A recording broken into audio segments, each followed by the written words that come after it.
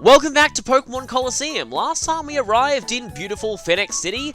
Now it's time to actually do what we were supposed to do then, and head to the mayor's house. We have to inform him of all the suspicious things going on. Hi there, running man with cast form. So, as we were told, the mayor's house is this building over here. Actually doesn't look any different to the other building. And we get this very silly theme song.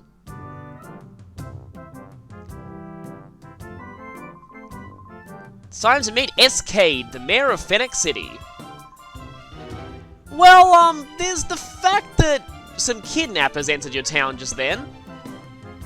And we do have a lot of witnesses.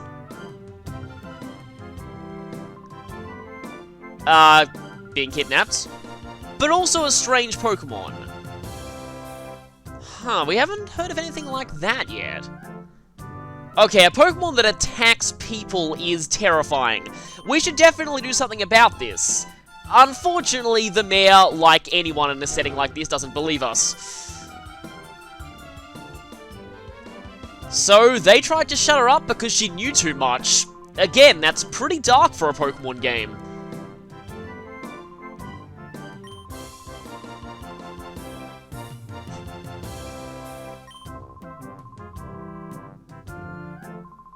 Let's not hold our breath. I've kind of already done that, but the plot demands we go there, so let's do that. So for now, that's all we can do in the mayor's house, but if we go upstairs, we can get different music. For some reason, he still has some shirt on the bed there. But if we talk to this woman who... I don't know if she's... And she's also shipping us. But I don't know if she's the mayor's wife or daughter, or I'm not even sure who she's supposed to be.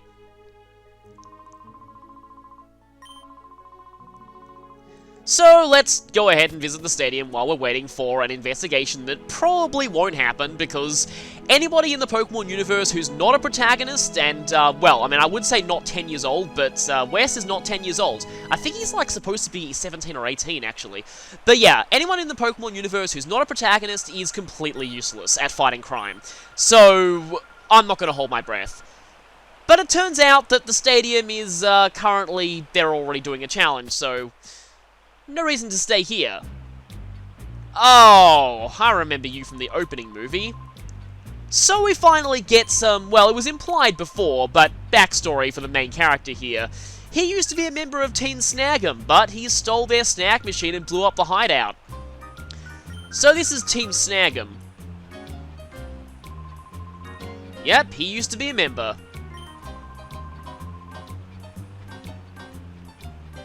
So this is interesting terminology here. Yeah, let's be honest and say it's true. But he's not anymore. He's abandoned his life of crime and wants to use the snack machine for good, or at least prevent it from being used for evil.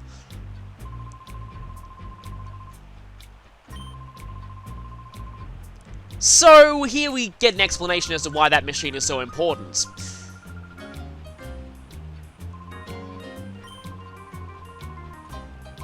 Obviously, it's battle time. But yes, we have a device that can snatch Pokemon from other trainers.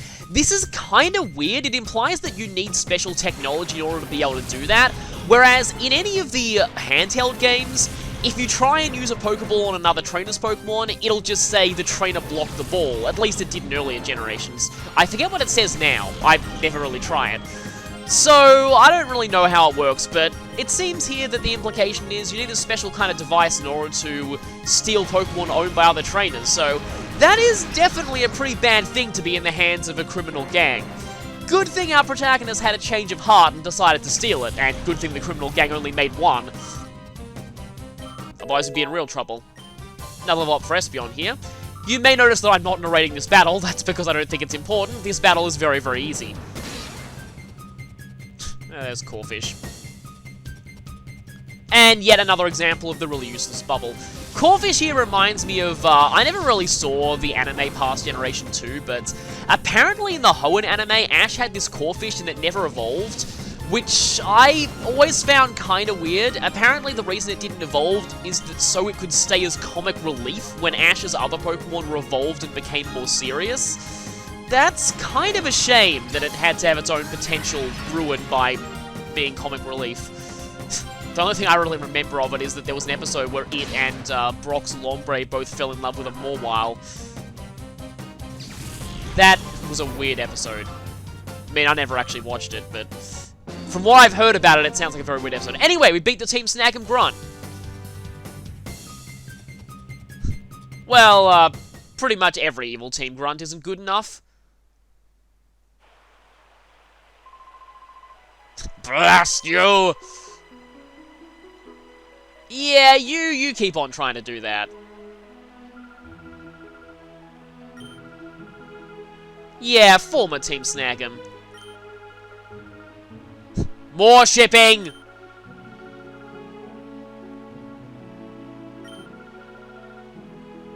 Okay.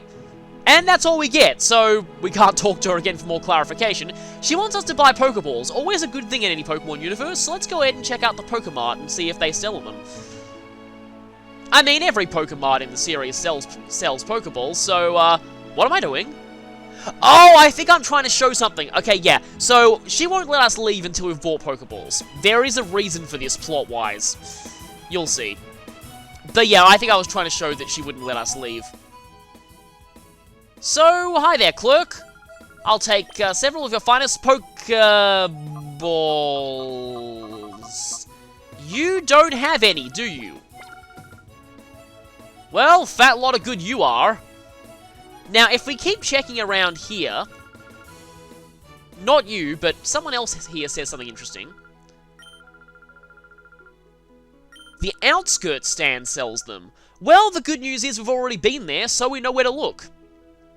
Also, did I go upstairs before? I'm just trying to see if anyone else says, no, you're explaining status curing items. Oh, yeah, and this guy's also explaining the other function of the call command, is that it cures sleep. I forgot about that. There's also a second desk up here. Interesting. Pokeballs seem to be forbidden contraband in this region. And this place just sells in-battle effect items. These can quite badly break the main storyline of a lot of Pokemon games, but I don't know, I prefer not to use these. Also, I forget exactly how much Dire Hit raises the critical hit ratio by. I know in some generations it's actually insanely powerful, but here I don't really think so.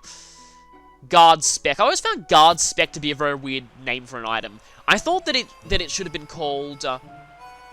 also... The music's at a pretty weird point. But I've always felt like it should have been called Stat Guard. That would have made more sense. When I was a kid, it took me forever to figure out what Guard Spec actually did. The manual just says, opponents can't use special attack. Which doesn't make any sense, because they can still use special moves on you just fine. Oh, hey, it's Ryder Willy. Oh, okay. They were asking around here for us.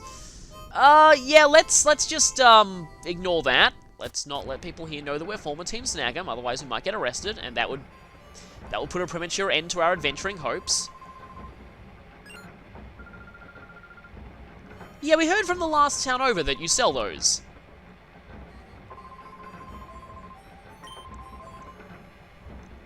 He gives us a few for free, so that's good. 5 Pokeballs. The 5 Pokeballs. Not just any 5 Pokeballs, the 5 Pokeballs. And you can buy more of them from him, so I'm going to be spending most of my starting cash on that.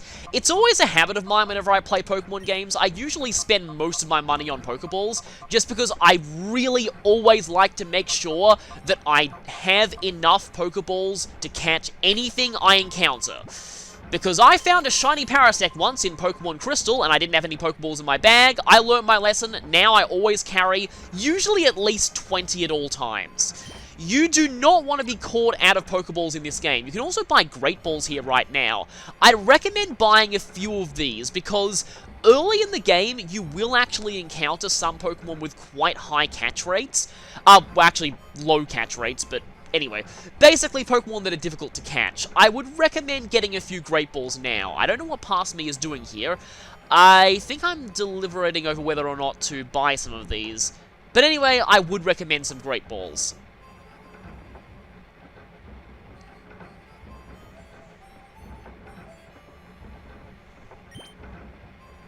And do I buy some? Let's see how many I buy. Yeah, I'm going to go ahead and buy 10 of these. I like the exchange sound. Also, you don't get a free Premiere Ball for every 10 Pokeballs in this. Oh, you do! Okay, the game just proved me wrong. For some reason I missed the text the first time it said that. But yeah, for every 10 Pokeballs you buy, you get a free Premiere Ball. So, Premiere Balls are exactly the same as normal Pokeballs, but they just look pretty cool. So, yeah, and they're free. It's basically a buy 10, get 1 free deal. You actually want to buy Pokeballs in batches of 10, though, because you only get 1 free Premiere Ball for every batch of 10 you buy. So if you're going to buy 20, for example, if you buy 20 outright, you'll only get 1 Premiere Ball, whereas if you buy them in 2 lots of 10, you'll get 2. So I'd always recommend buying Pokeballs, and it has to be regular Pokeballs, too.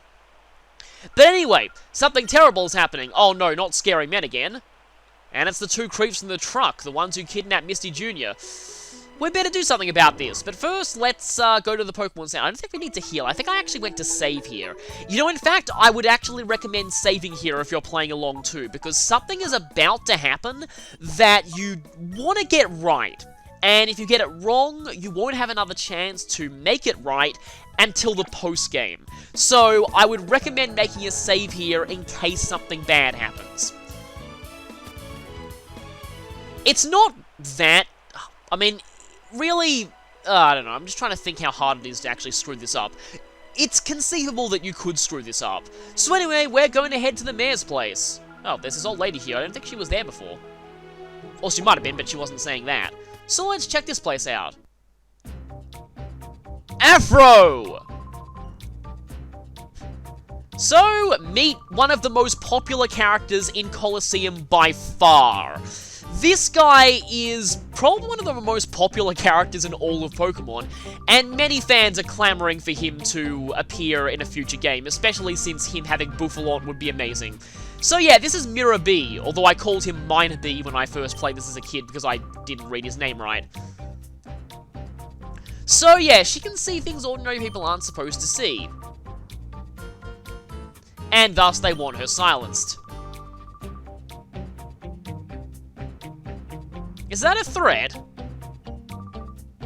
What are you gonna do, hit us with your afro?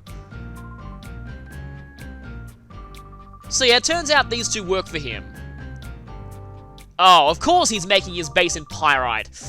The place that was full of criminals that we heard from all of the other NPCs.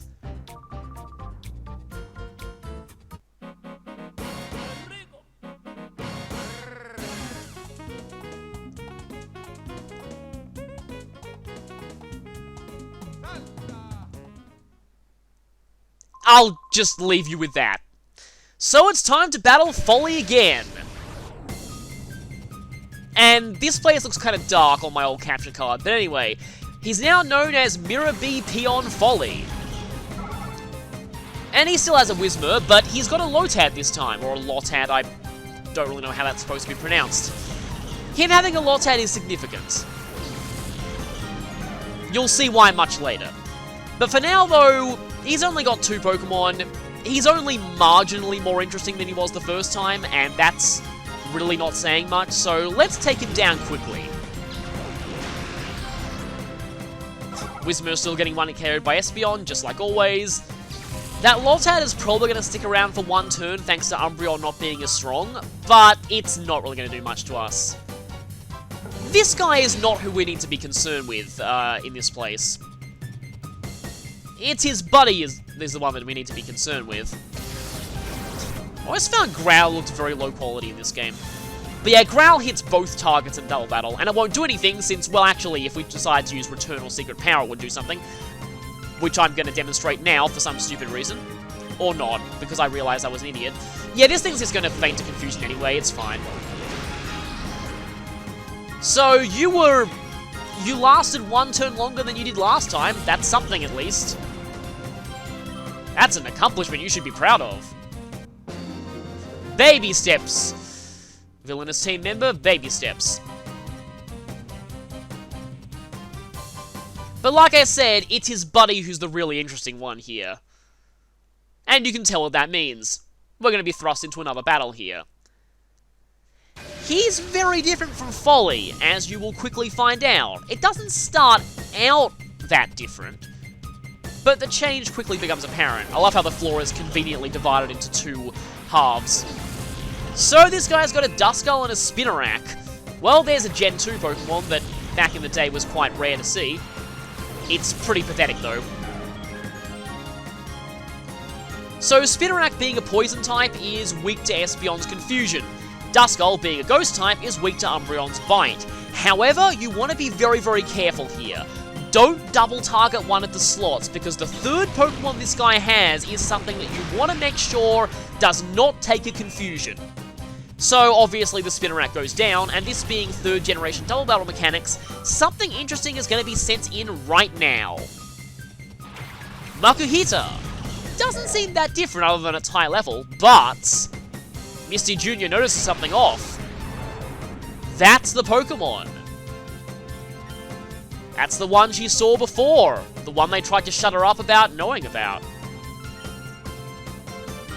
She can see a black aura coming off of it.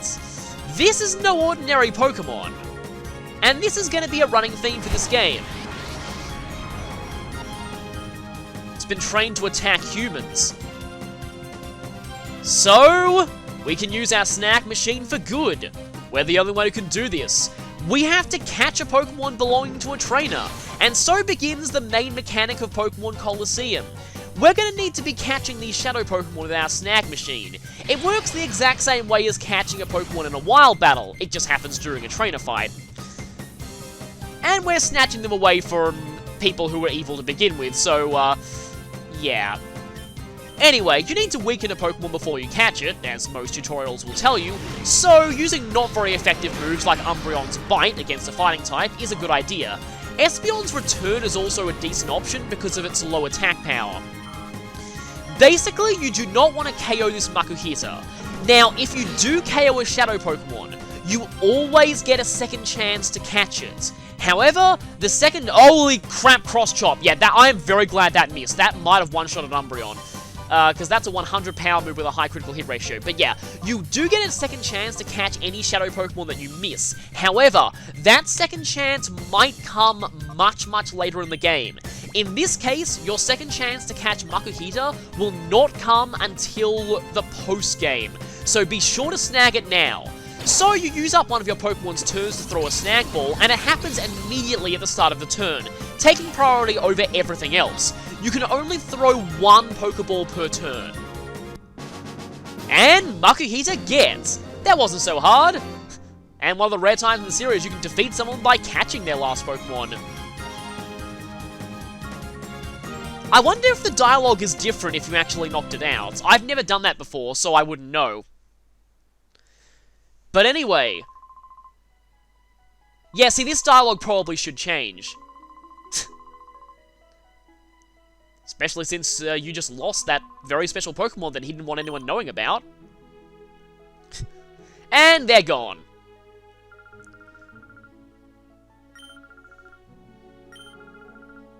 Yeah, there are many others. So, this is going to be our goal. Get all of the Shadow Pokemon back from the bad guys. So, here's Makuhita. It's actually in our party now. Unfortunately, yeah, the nature is blocked off. There's a heart gauge there. The door to its heart is tightly shut. So, Shadow Pokemon are very, very unique for a few reasons. As you can see here, its only usable move is Shadow Rush. This is a physical, typeless move with 90 power and recoil damage. The rest of its moves are unavailable to us because its heart is closed. Except when it's being used by the enemy, they're a dirty cheater and can use any move that it has. So, yeah. For now, I'm going to give Makuhita's bio. Makuhita is the first Pokemon we're encountering that has an evolution, so I need to explain something about the bios here. I'm only listing the base stats for the Pokemon's final form. Otherwise, I'd need 2 bios, and usually the final form stats are just higher versions of the lower form stats. So I find it gives you a better idea of the Pokemon's strengths. But anyway, Makuhita is a fighting type Pokemon that specializes in HP, attack, and not much else. However, its HP and attack are huge, which does make up for its awful stats elsewhere. It's slow, but hits very hard. It has low defenses, but such a high HP stat that doesn't really matter that much. It's still very bulky. So if you need a Pokemon that can dish out hits and take them, Makuhita is one for you.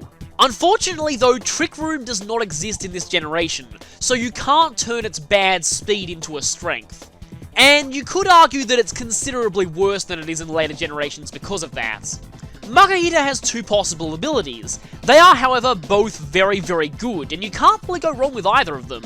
Either you get effectively 2 extra resistances, or you get a massive boost if you're suffering from a status ailment. This being double battles, you have the option of setting up Guts yourself by having Makahita's partner target it with status moves. So apart from Shadow Rush, Makahita will eventually gain access to 3 more moves. Focus Energy, which raises critical hit ratio, not as good as it is in later generations due to the critical hit ratio buffs there, and also because there's a much better way to increase the critical hit ratio of Shadow Rush. Vital Throw is your best option for a fighting move until you get the last one. It's not that great. It forces you to go last, it's actually pretty weak, and it does never miss, but that's not really worth it.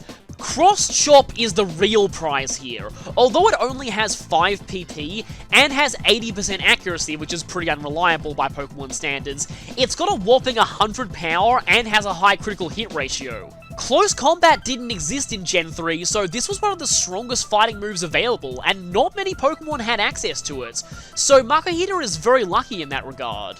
In fact, Cross Chop is actually an egg move on Makahita, so it's a good thing this one starts with it because there's no breeding in this game.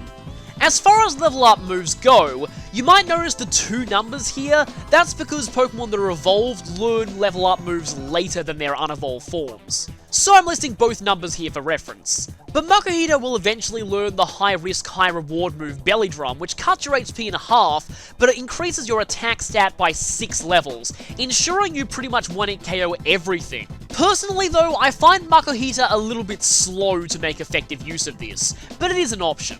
There's also the Endure Reversal combo, Endure ensuring you survive any hit with 1 HP, and Reversal having 200 base power when you're at 1 HP. Back in Gen 3, this combo was a lot more viable than it is now, due to the much lower number of priority moves, and Sandstorm being a lot less common.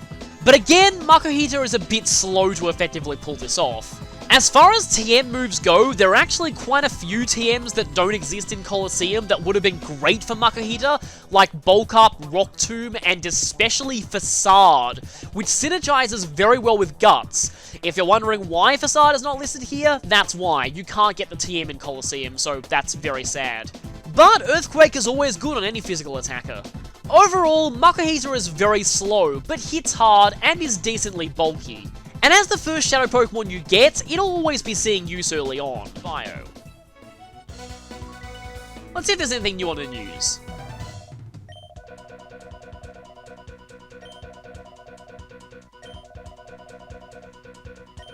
As we just showed. Well, I mean, I guess technically we're using it for criminal purposes, but it's against other criminals. But if we exit this house, there's a green guy blocking that exit. But don't battle him just yet. I made that mistake in my first playthrough. Don't do it.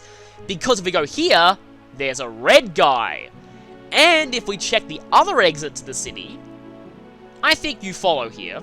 You know what's going to happen. There's a blue guy. So we have a choice here. We can battle one of these 3 trainers, and only one. Each of them has a unique Shadow Pokemon for us to catch. We will be able to catch all 3, but only in the post-game. For now, you must choose one, and that's the only one you get. Back in my first playthrough, I wasn't aware there even was a choice. I battled the green guy because he's the first one you see after you exit the mayor's house, and I thought that he was the only option that you had. So, I'm going to save here, and I'm going to be reloading files to show off all 3 fights and all 3 Shadow Pokemon that you can potentially catch here. So, I'll be cutting here for a bit, and I'll see you back when I do the first fight. Like I said though, in my first playthrough, I thought you only had one option. It's only when I found a walkthrough in a magazine I was reading that I realized I was wrong. So, I'll be starting off with green. So, it's time to fight the first of these opponents, the green guy, as I like to call him. So you get a choice here. This probably should have clued me in my first playthrough that there was something special about these fights and you only have the option for one. But here's a new battle theme. It's time to fight Mystery Troop Verde. Obviously named after the word for green. Bayleaf, that's special. And Grimer, not so special. I think you can probably guess what's going on here. But let's send out Umbreon and Espeon. Mr. Junior's shadow senses tingling. Bayleaf has a black aura. So, we have a Shadow Bayleaf to catch. It has a much lower catch rate than Makuhita, so this one's a little bit trickier. Again, make sure you catch this. You won't get another chance, I believe, until the post-game if you miss this one. And you definitely want to snag whichever of the Pokemon that you end up going up against with your choice here. For some reason I set up Reflect here. I don't know why, I just did. I really am not sure why I'm doing this. Maybe I just didn't want to attack the Bayleaf. I kind of feel like I should have taken out that Grimer this turn. Now, here's something to be careful of with Shadow Pokemon. Shadow Rush does recoil damage, so be very careful when you weaken them. You want to weaken them, but not too much. Because if you weaken them too much, and this thing just negated my Reflect, if you weaken them too much, they might knock themselves out with Shadow Rush, and that won't be good. So, this is one of the annoying aspects of Colosseum. In XD, the sequel, they actually fixed this so that Shadow moves did not cause recoil, because they found this to be too annoying of a mechanic. I actually kind of like Bayleaf's animations in this game.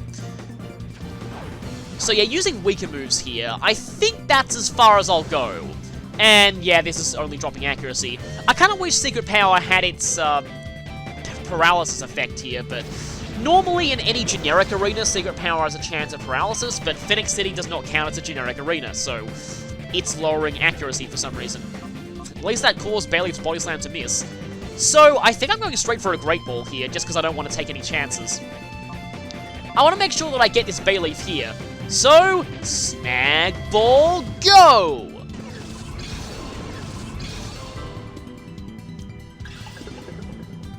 One, two, three, Bayleaf, get! And with that, he immediately sends out Spoink. Not exactly much of a threat, so let's quickly take out these other Pokemon. Everything apart from the Shadow is weak to either Espeon or Umbreon, so it shouldn't be too tough to clear the field. I probably should have got rid of Grimer earlier, but for some reason I just didn't want the Spoink to be on the field at the time. I don't know why, but yeah, it's not very strong being only level 24. Let's see if a Helping Handed Bite can take this thing out. Wonder if I'd be doing more damage just having Espeon use Confusion and Umbreon use Bite. Even with the not very effective Confusion, it would probably still do a bit. But there actually was a one in KO, nice. So with the Spoink down, and the Pearl falling off Spoink's head has very terrifying implications if you know of its Pokedex entries. But we have defeated Mystery Troop Verde.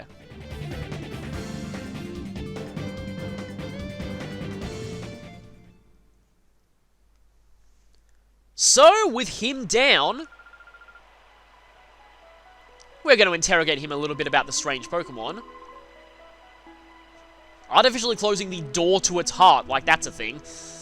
Yeah, the terminology they use for Shadow Pokemon is quite bizarre, but basically they put it through severe trauma. Essentially, they've been experimented on and turned into remorseless fighting machines. Again, pretty disturbing for a Pokemon game. But it turns out there's a way to gradually reopen the Pokemon's heart. So that's what we're working towards, but first, let's check out our newly snagged Bayleaf. The Grass-type starter of Generation 2, Bayleaf and its evolved form are mainly designed to be tanks, having good defenses but average stats everywhere else. It tends to be one of the least popular starters in the series because of this, but if you like playing defensive, it could be an option.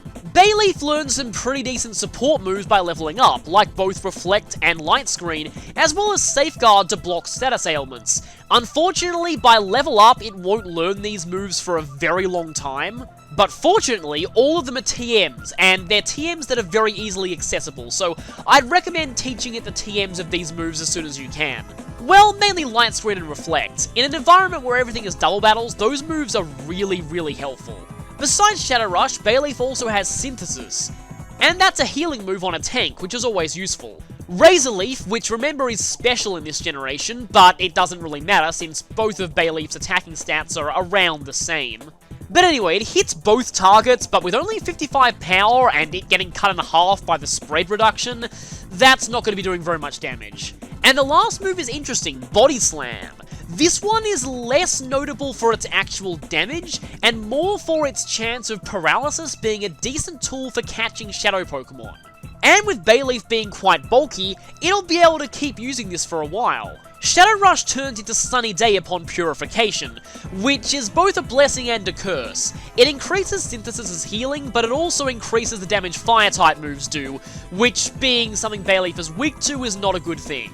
To make the best use of this, I'd recommend teaching Bayleaf the TM of Solar Beam when you have the chance, as it won't learn the move by level up until it's way too late. Bayleaf also comes with a Miracle Seed, which raises the power of grass moves. It's only a 10% boost in this generation though, so it's not actually that useful. Overall, Bayleaf suffers from a little bit of competition since you're already guaranteed to have a tank and supporter in Umbreon. If it learned Sleep Powder or even Stun Spore, it probably would have been really amazing in this game, but sadly it does not. But if you like Bayleaf, feel free to use it. You could do far, far worse, as we'll see later. So with that, I'll be cutting because I want to show the other two battles. So, next time, I think I might even be walking towards them here, next time I'll be showing the second fight. Yeah, as you can see, the guy's gone, but I'll be reloading here to show the fight against the red guy. So, see you there. So, we're back. This time it's time to face the red guy. And he has pretty similar dialogue to the green guy. Yeah, I think we can take you. Let's go for it. I don't think we'll be crying out of regrets. This is, in my opinion, probably the best choice, but I'll get to that when I get into the bio. It's time to fight Mystery Trooper Rossor, and he's got a Quilava and a Grimer. Gee, I wonder which is the Shadow Pokemon. You can kind of tell what's going on here, and at this point you've probably already guessed what the Shadow Pokemon of the blue guy is. So, let's send out Espeon and Umbreon. I might give Makuhita some attention later, but for now... Yep, the Quilava's the Shadow Pokemon. I never would have guessed. So, Quilava is much more defensively frail than Bayleaf is, so you'll need to be a little bit more careful when weakening it. So, don't go too overboard. Okay, let's see how much Return does. That did a little bit. Okay, here's Shadow Rush from Quilava. Ow! That was painful. That was incredibly painful. Looks like I'm going to be using Makuhita anyway. Now, you might notice something that happens when Makuhita is sent out. See that heart gauge? A little bit of white just went up. Every time you send out a Shadow Pokemon into battle, it gets gradually more purified. The effect of purification will become noticeable later. I'll maybe talk about that in a future video. Okay, that's not good. And losing Espeon when we've got a Grimer on the field is also not good at all. So at the moment I think I'm considering my next move. What do we do here? Makuhita's Shadow Rush is probably going to be far too powerful against that Quilava. Let's just go for the snag right now and see if it works. One of the rare chances in a Pokemon game to actually catch a starter, I just realized. Are there any other points you can catch a starter outside of 6th Gen's Pal Park? Friend Safari, that's it. But Quilava gets.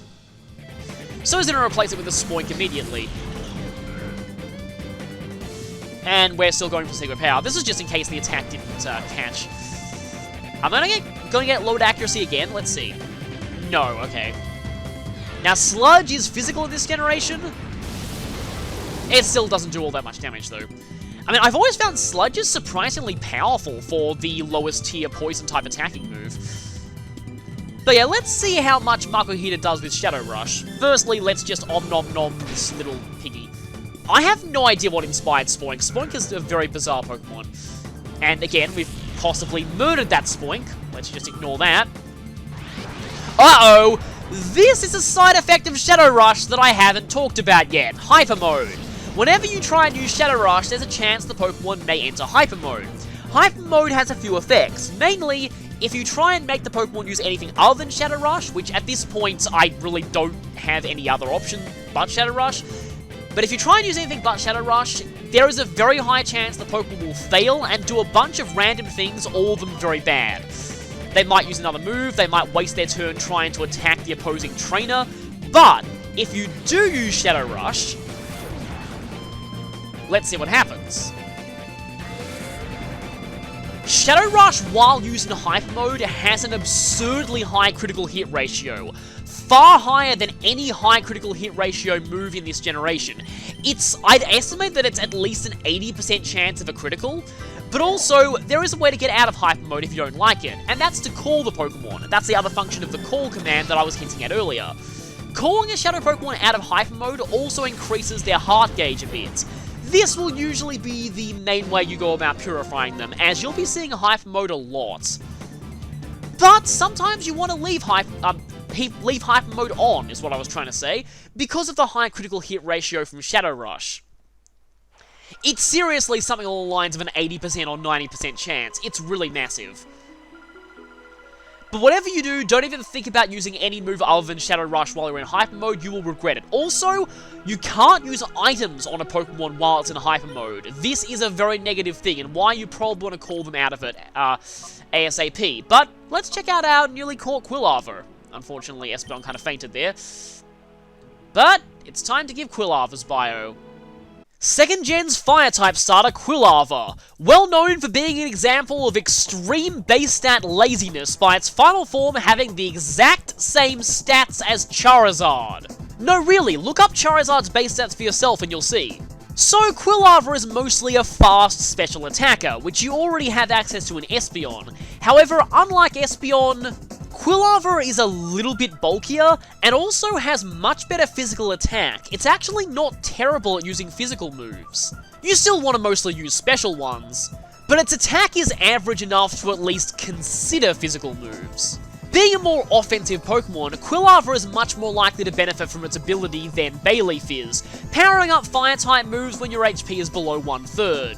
It's pretty situational, and don't count on it working most of the time, but it's a nice bonus to have when it is in effect. Speaking of moves, Quilava has Smokescreen, which is meh, don't use this unless you're desperate. Dig, which is a physical move, so works off your okay physical attacking stat, and can be useful to buy time for a turn or avoid attacks that you know are coming. It is only 60 power in Gen 3 though. The last move is Flame Wheel. Now this is special in this generation, but it would have been great if this was Flamethrower. Why is this not Flamethrower? So until you get either to an absurdly high level, or have access to the TM for Flamethrower, you're stuck with an inferior version, which is not exactly a point in Quilava's favour. Aside from Flamethrower and Fire Blast, Quilava learns some fairly decent physical moves, or at least its final form does, through TM, such as Earthquake and Brick Break. Since it doesn't learn very much special other than fire moves, going mixed is definitely something to consider. It doesn't even learn Solar Beam in this generation. Speaking of which, Shadow Rush will turn into Sunny Day on Purification. While Bayleaf mainly uses this defensively, although that's kind of bad since it increases the power of one of its weaknesses, Quilava gets more of an offensive benefit from this, dealing out very, very powerful fire attacks. And that's really what Quilava and Typhlosion's main role is overall. I will say though that in my opinion, it's probably the best choice out of these three starters. Reason being, in the next town, we're going to be quickly getting water and grass types that are actually pretty decent. But the fire type that we have access to after Quilava isn't very good, and we won't get another good fire type for a long time. This Quilava has surprisingly high attack for a Quilava, I've just noticed. That was probably why I did so much damage with Shadow Rush. But anyway, I'll be cutting to the blue guy about now. So now it's time to face the last of the three, and you probably know what's coming. So, this is the blue guy. And they weren't really trying that hard with his pun name. Don't even know what Password was thinking there going back. But you have pretty similar dialogue. So yeah, we can definitely take you in a battle. Let's fight. Mystery Troop Bluno. Yeah, they weren't even trying there. The other two, they actually used legitimate foreign language words for colours, but then Bluno. Yeah, he's kind of the odd one out here. But anyway, once again, it's pretty much the same old, same old. 3 guesses as to what the Shadow Pokemon is, and the first 2 don't count. Yep, it's Croconaw this time. So, let's go ahead and deal with this Croconaw. Croconaw is much more bulky on the physical side than the special side, so attacking it with physical moves is probably the best way to weaken it. Also, finally past me took the hint and eliminated Grimer early. Yeah, let's get you out of the way, and have you immediately send into Spoink, which won't be able to do anything this turn. Now, Croconaw is the most physically strong of the 3, so its Shadow Rush is going to hit the hardest, so beware of that. If I lower its accuracy, that'd be nice. And I didn't. But here's Shadow Rush. Yeah, that hits very hard.